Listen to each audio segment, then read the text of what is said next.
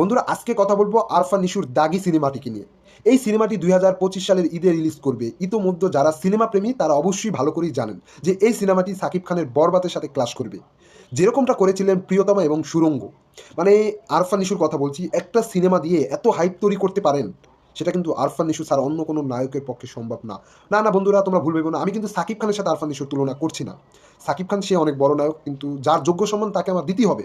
সাকিব খান 25 বছর কেরিয়ার, আর আরফান নিশু একটি সিনেমা করেছে। বন্ধুরা এই সিনেমাটির একটি লুক ভাইরাল হয়েছে, তোমরা আমার স্ক্রিনে দেখতে পাচ্ছ। সিনেমাটি আর কি লুকটি খুবই প্রমিসিং লাগতেছে। মানে সিগারেটের যে কি একটা সোয়াগ, লুকটার ভিতরে আলাদা কিন্তু একটা সোয়াগ আছে। মানে একটা চোখ অন্ধ, তারপরে সিগারেট টান দিতেছে। আসলে কি সিনেমার নামটাই তো খুব ভয়ঙ্কর, লুকটা ভয়ঙ্কর কেনই বা হবে না? আসলে এটা কোনো অফিসিয়াল লুক না, তারপর অনেকে বলতেছে যে এটা কোনো সিনেমার লুক। বন্ধুরা এটা যদি কোনো সিনেমার লুক হয়ে থাকে তাহলে তো বন্ধুরা জোশ হবে। সাকিব খানের সাথে টক্করটা কিন্তু কঠিন হয়ে যাবে বন্ধুরা।